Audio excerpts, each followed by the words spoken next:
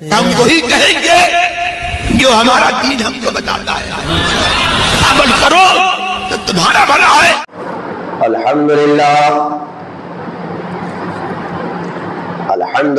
الذي أبدع الأفلاك والأرضين والصلاة والسلام على سيد الأنبياء والمرسلين وعلى آله وأصحابه وذرياته وأهل بيته وعلماء ملته أجمعين. أما بعد فأعوذ بالله من الشيطان الرجيم. بسم الله الرحمن الرحيم. وتالله لأكيدن أصنامكم بعد أن تولوا معرضين. صدق الله العظيم وبلغنا على رسوله النبي الكريم ونحن على ذلك لمن الشاهدين والشاكرين والحمد لله رب العالمين. آئیے عقیدت اور محبت کے ساتھ نبی آل نبی کی بارگاہ عالیہ میں درود پاک پڑھ لیں. اللہم صلی علی سیدنا و شفیعنا مولانا محمد وبارک وسلم. صلو علیہ صلاۃ و سلام علیک یا رسول اللہ صلی اللہ تعالی علیہ وسلم. ایک بار اور درود شریف پڑھ لیں. اللہم صلی علی سیدنا و شفیعنا مولانا محمد وبارک وسلم. صلو علیہ صلاۃ و سلام علیک یا رسول اللہ صلی اللہ تعالی علیہ وسلم.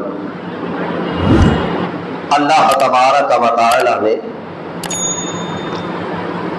اپنی قدرت کی بے پناہ علامات میں سے بہت ایسی علامتوں کو واضح فرمایا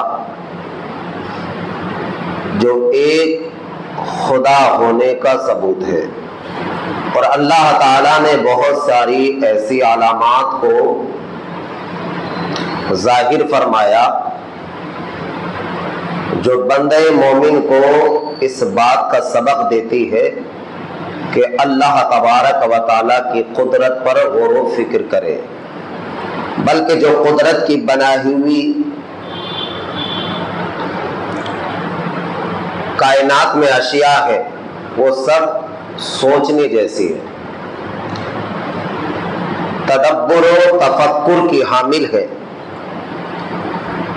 کہ ان پر غور کیا جائے اور پھر سمجھا جائے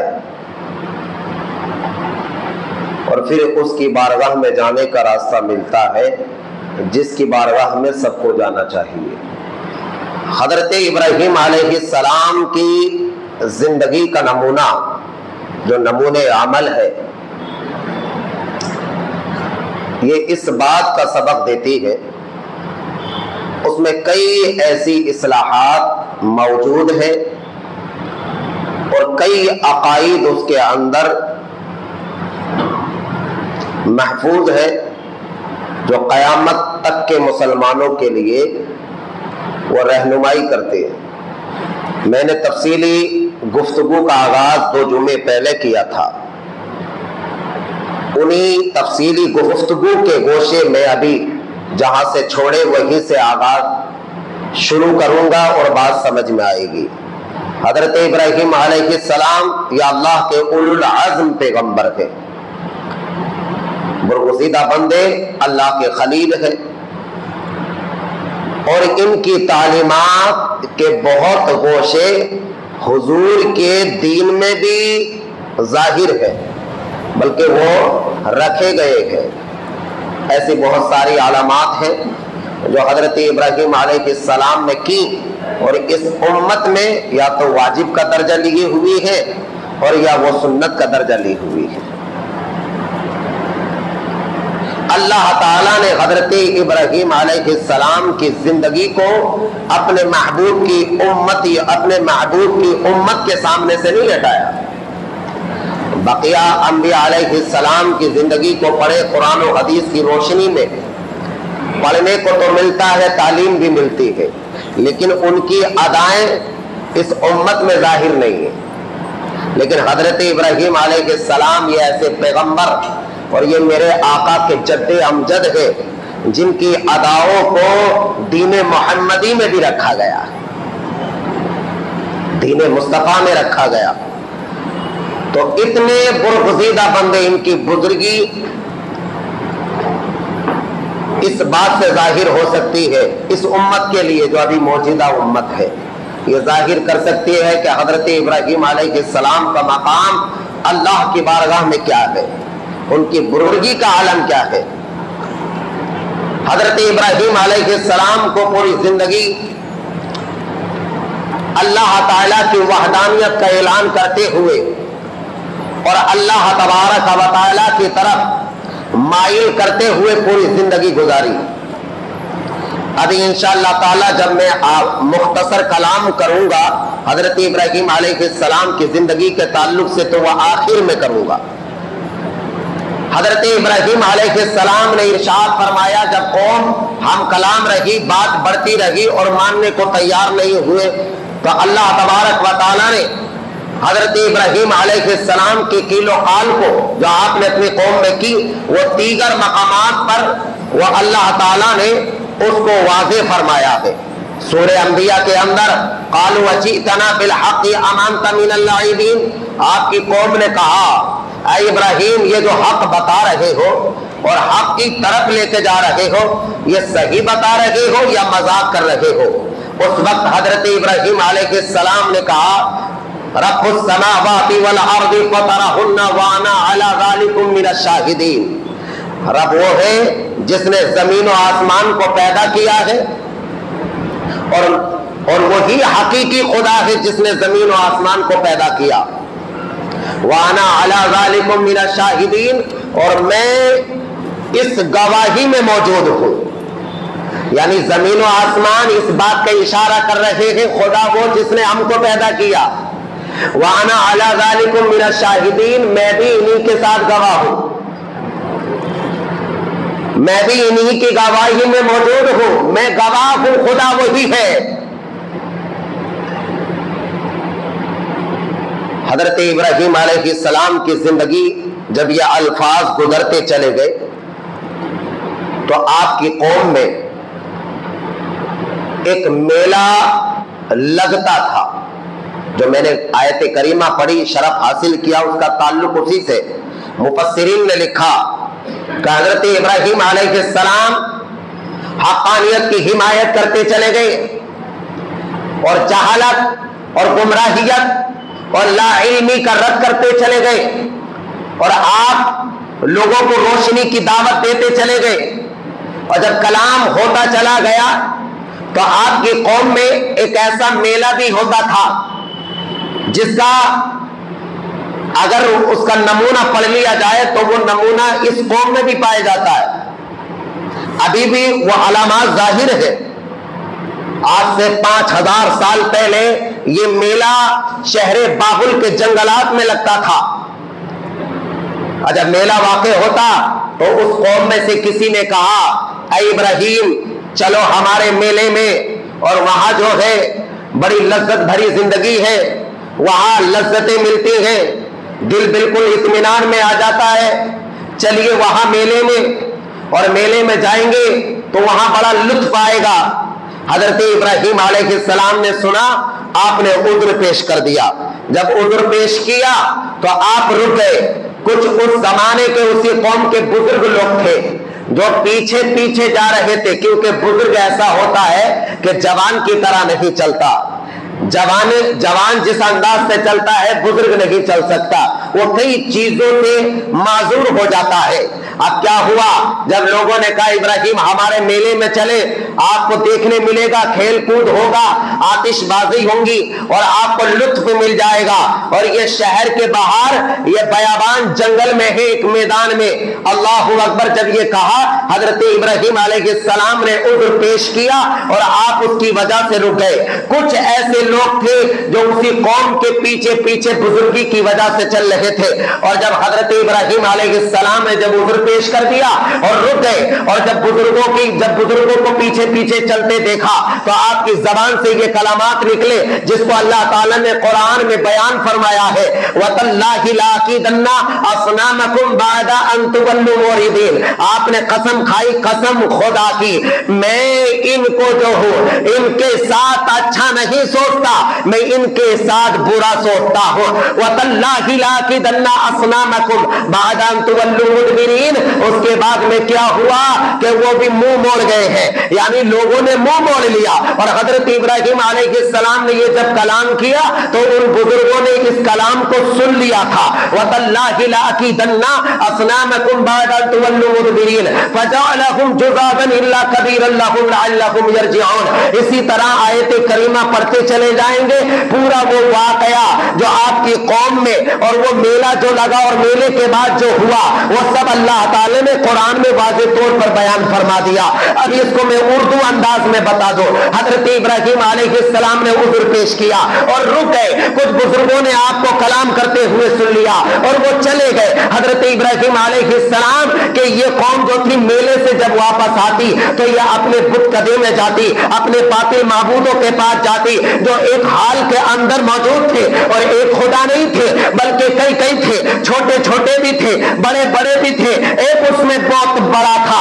اللہ اکبر۔ حضرت ابراہیم علیہ السلام نے حضرت ابراہیم علیہ وہ قوم ادھر گئی اور حضرت ابراہیم علیہ السلام ادھر چلے گئے، اس لیے کہا فَعَدُوٌّ لِّي إِلَّا رَبَّ الْعَالَمِينَ، میں ان کا دشمن ہوں، میں ان کا دشمن، میرا خدا تو رب العالمین ہے۔ اب حضرت ابراہیم علیہ السلام اس معبودوں کے پاس گئے، باطلان معبود کے پاس، اور جانے کے بعد آپ نے کلہاڑا لیا اور کلہاڑا لینے کے بعد ساروں کو نیز تو معبود کر دیا، یعنی توڑ مروڑ دیا، کسی کا ہاتھ ٹوٹا، کسی کا پیر ٹوٹا، کسی کا پاؤں ٹوٹا، کسی کا چہرہ پھوٹا، یہ سب ٹوٹ گیا، لیکن ایک خدا تھا ان کا جو سب سے بڑا تھا وہ باقی رکھ دیا۔ اور ایک کہاڑا جو حضرت ابراہیم نے ذریعے توڑ موڑ بنایا تھا وہ اس خدا بڑے خدا کے آپ کے کاندھے پر اس کے کاندھے پر رکھ دیا اور رکھنے کے بعد اپنی جگہ لے لی۔ اب وہ قوم جو میلہ لگانے جاتی، آتش بازی کرنے، ناچنے کودنے اور خوب لطف اندوز ہونے اپنے زمانے میں، اور اس کے بعد آتے گناہ بڑے بڑے کر کے پھر ان باطل خدا کو پوجتے تھے، ان کی عبادت کرتے تھے۔ اور جب آ کے دیکھا تو باطلان خدا جو چھوٹے چھوٹے تھے وہ سب ٹوٹے پھوٹے دیکھے، اور دیکھنے کے بعد بڑے غصے میں ہوئے، اور کسی نے کہا صاحب یہ کس نے کر دیا، کسی نے کہا کون کر کے چلا گیا، ہمارے خدا کو کون توڑ کے چلا گیا۔ جب یہ آواز اٹھی تو ان میں سے ایک نے بولا وَعَلُوا سَمِعِنَا فَتًى يَذْكُرُهُمْ يُقَالُ لَهُ إِبْرَاهِيمُ، اور ان میں سے ایک لوگوں نے بولا کہ ایک جوان کو ہم نے ان کے تعلق سے برا کہتے ہوئے سنا ہے اور اس کا نام ابراہیم ہے۔ وَعَلُوا سَمِعِنَا فَتًى يَذْكُرُهُمْ يُقَالُ لَهُ إِبْرَاهِيمُ، جنہوں نے جب آپ سے آیت اللہ لَأَكِيدَنَّ کہتے ہوئے سنا تو انہوں نے کہا صاحب یہ کسی نے نہیں توڑا، ہم نے ایک جوان کو کہتے ہوئے سنا تھا جو ان کے تعلق سے برا بھلا کہہ رہا تھا، اس کا نام ابراہیم ہے۔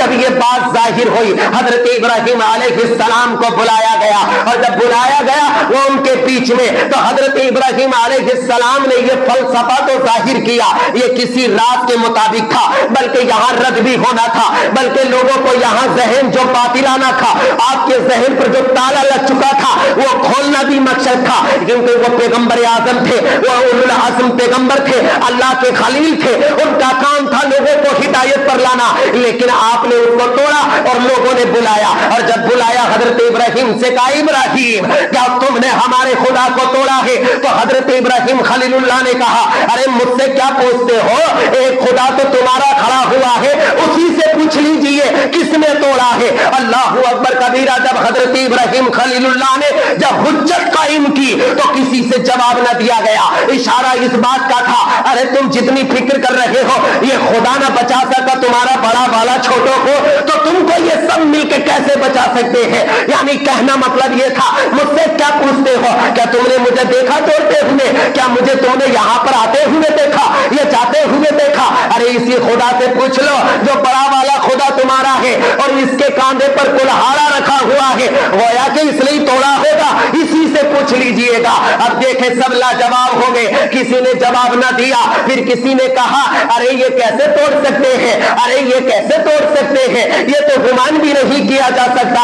حضرت ابراہیم خلیل اللہ نے اس وقت کہا تھا اُفِّلْ لَكُمْ لَا تَعْبُدُونَ، ارے میں تم پہ افسوس کرتا ہوں، جو خدا کچھ نہیں کر سکتے ان کی عبادت کرتے ہو تم لوگ، ایسے خدا کی کیوں عبادت کرتے ہو جو ناقص ہے، جو خود عاجز ہے، جو کوئی کام نہیں کر سکتے، نہ وہ ٹوٹتے ہوئے اپنا آپ کو بچا سکتے ہیں اور نہ توڑنے والے کو مار سکتے ہیں، تو یہ خدا کیسے حق ہو سکتے ہیں؟ جب یہ قوم سے کہا تو وہ لاجواب ہوئی اور خاموش بھی ہو گئی۔ اب کچھ دیر کے بعد میں پھر ان کی عقل مفلوج ہو گئی، جب عقل مفلوج ہوئی تو کہنے لگے نہیں نہیں نہیں، نہیں ہمارے خدا توڑے ہیں، جب یہ ہمارے خداؤں کا دشمن ہے تو ہمارا بھی دشمن ہو گیا، اب اس کو قید کر دیجئے گا۔ اور پھر کہا تھا اس قوم نے قالوا حرقوا وانصروا آلہتکم ان کنتم فاعلین، اے لوگوں ذرا اٹھو اس کو قید کرو، اپنے خداؤں کی اب جو ہے مدد کرو، مدد کرو، یعنی یہ خدا توڑ دیے، اب ان کی مدد کے لیے ہمیں اٹھنا پڑے گا جن کی ہم پوجا کرتے ہیں،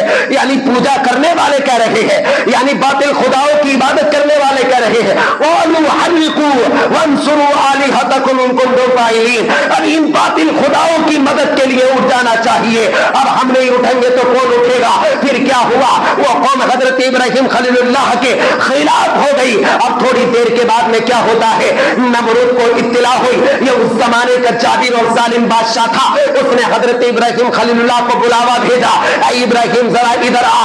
اب اس کے جہاں تختہ نشینی جہاں تھا اب وہاں بلا لیا گیا اس کے قلعے پر۔ حضرت ابراہیم خلیل اللہ بے ڈاک ہو کر کے، نڈر ہو کر کے، بغیر کسی خوف کے ابراہیم اب جو ہے نمرود کے سامنے چلے گئے۔ اب تک قوم کے بیچ میں تھے، اب نمرود ظالم اور ظالم بادشاہ کے سامنے بلا لیا گیا۔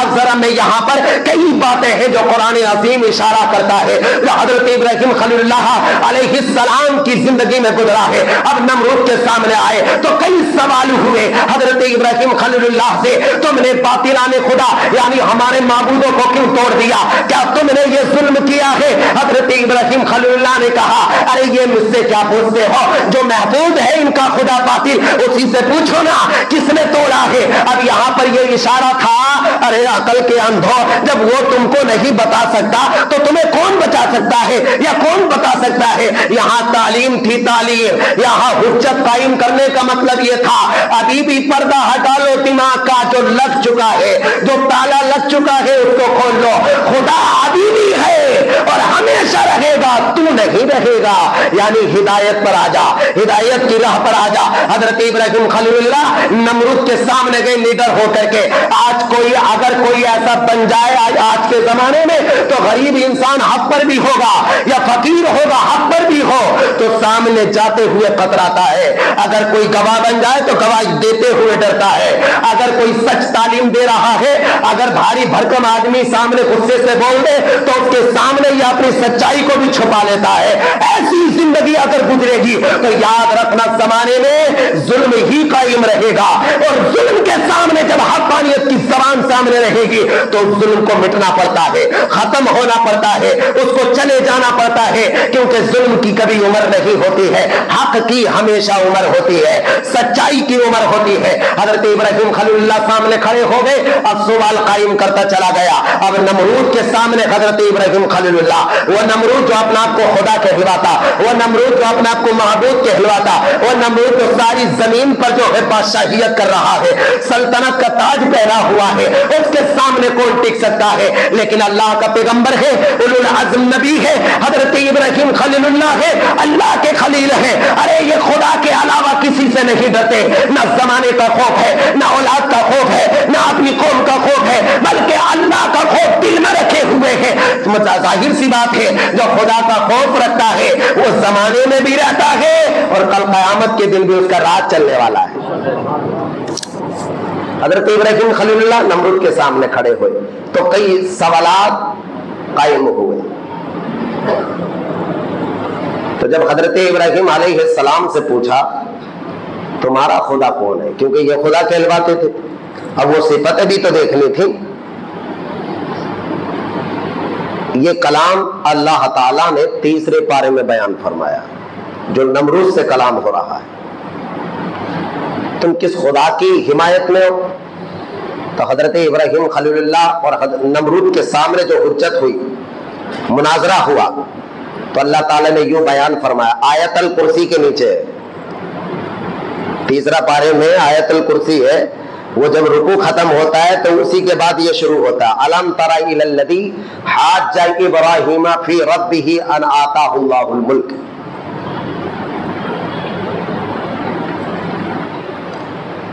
آیت الکرسی کا رکوع ختم ہوگا خالدین پر، اور اس کے بعد یہ کلام ہے، الم تر الی الذی حاج ابراہیم،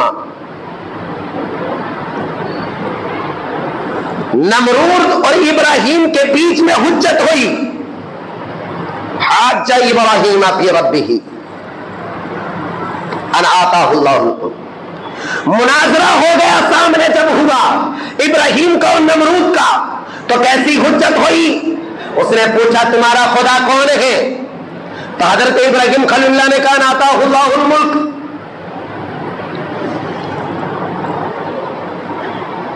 اب یہ جو نمرود بادشاہیت کر رہا تھا، ان آتاہ اللہ الملک، اذ قال ابراہیم ربی الذی یحیی و یمیت، جب سوال کیا تمہارا خدا کون، تو حضرت ابراہیم خلیل اللہ نے دلیل ڈالی، میرا خدا وہ ہے جو زندوں کو موت دیتا ہے اور موت دینے کے بعد بھی زندہ فرماتا ہے۔ قال ابراہیم فإن الذی یحیی و یمیت، جو موت دیتا ہے اور زندگی دیتا ہے وہ میرا خدا۔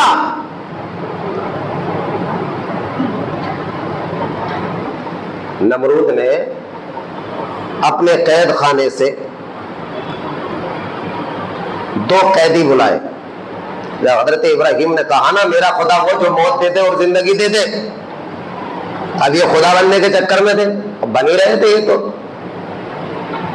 2 قیدی بلائے، یہ قرآن کو تفسیر سے پڑھا کرو۔ بلانے کے بعد حکم دیا ایک کو رہا کر دو، یعنی یہ وہ قیدی تھے جو جرم کی وجہ سے ان کو عمر قید تھی، ایک کو رہا کر دو میری اجازت سے، اور جس کو عمر قید نہیں تھی، کچھ ہی دن کا مجرم تھا، کہا اس کو قتل کر دو۔ جس کو عمر قید تھی یعنی موت کی سزا تھی، اسے رہا کروا دیا ظالم نے، اور دکھا کس کو رہا تھا؟ ابراہیم علیہ السلام کو۔ اور جس کو کچھ دن کا گناہ تھا، بس کاٹا اور چلا جائے گا، اس کو قتل کروا دیا اور کہا ابراہیم تم کہہ رہے ہو نا خدا وہ ہے جو موت دے اور زندگی دے، تو میرے قید خانے میں جس کو موت کی سزا تھی میں اسے رہا کر رہا ہوں، اور جسے چند دن کے وقت گزارنا تھا میں اسے قتل کرا رہا ہوں، یعنی موت دے رہا ہوں۔ کہنے کا مقصد اس کا یہ تھا یہ کام تو میں خود کرتا ہوں، خدا مجھے کہ ابراہیم علیہ السلام سے جو ہم کلام ہو کے کہہ رہا تھا یہ تو میں بھی کرتا ہوں، یعنی جسے عمر قید کی سزا تھی اسے موت رہا کر دیا، اور جسے کچھ نہیں تھا میں نے اسے موت دلا دی، تو گویا میں خدا۔ کہنے کا مطلب یہی، ابراہیم علیہ السلام نے جیسے ہی سنا اس ظالم اور جابر سے، سننے کے بعد آپ جلال میں آگے حضرت ابراہیم خلیل اللہ نے کھڑے ہو کے کہا ارے نمرود تم کہتا ہے نا میں موت بھی دیتا ہوں زندگی بھی دیتا ہوں اور اپنی خدائی کا دعویٰ اسی وجہ سے کرتا ہے، نہیں میرا خدا تو وہ ہے جو مغرب یعنی مشرق سے سورج نکال دے اور مغرب میں ڈبو دے، اگر تو خدا ہے تو مغرب سے نکال دے مشرق میں ڈبو دے، میں مان جاؤں گا تو خدا ہے۔ جب ابراہیم خلیل اللہ نے یہ کہا تو اب یہ کیسے کرے؟ یہ موت دینا قتل و ظلم و جبر ہو جاتا ہے، لیکن اب آسمان پہ کیسے حکومت ہوگی؟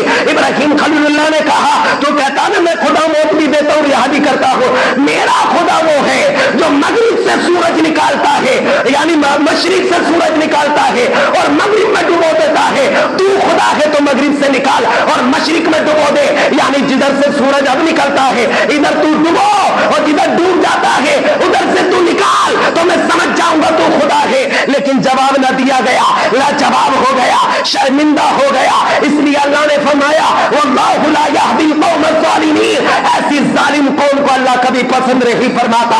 वल्लाहु ला यहदिल कौमल काफिरीन, ऐसे नाइंसाफ पसंद लोगों को अल्लाह ताला कभी पसंद नहीं फरमाता है। अल्लाह ने कई मकामात पर फरमाया है ये तमाम मुनाजरा और हम कलाम ये जाहिर है कुरान अज़ीम में। अब कलाम करता चला गया नमरूद, हजरत इब्राहिम खलीलुल्लाह उसका जवाब देते चले गए, लेकिन हजरत इब्राहिम खलीलुल्लाह का उससे न जवाब दिया गया, न उसकी कौम से दिया गया, न उसके वजीरों से दिया गया, क्योंकि ये इब्राहिम है इब्राहिम। कसम रब्बे सुल जलाल की, इब्राहिम ने वो सब कुछ देख लिया था, अभी नमरूदियत को पता भी नहीं था। अल्लाह ताला ने जगह जगह फरमाया है हमने नमरूद को जमीन और आसमान की सैर करा दी है, हमने अर्श और कुर्सी को भी दिखा दिया है, बल्कि हमने इसको बैतुल मुक़द्दस के सुखरा पे खड़े करके हमने तहतुस सरा भी दिखा दिया है, हमने सुरैया आसमानों की भी दिखा दी है, हर कुछ हमने इब्राहिम को दिखा दिया है। वो या ऐसा समझ ले जैसे मेरे नबी को मेराज की रात खुदा ने अपना दीदार कराया है, ऐसे ही एक छोटी मेराज अल्लाह ताला ने इब्राहिम को भी करवा दी है। 7वें पारे में वो 7वें पारे के अंदर अल्लाह ताला ने वाज़े तौर पर बयान फरमाया वइज़ क़ाल इब्राहीम लिअबीही आज़रा अतत्तखिज़ु असनामन आलिहा इन्नी अराका व क़ौमका फ़ी ज़लालिम मुबीन व कज़ालिका नुरी इब्राहीम मलकूत अस्समावाति वल अर्ज़। इसी तरह हमने नमरूद को जमीन और आसमान की बादशाहियत दिखाई।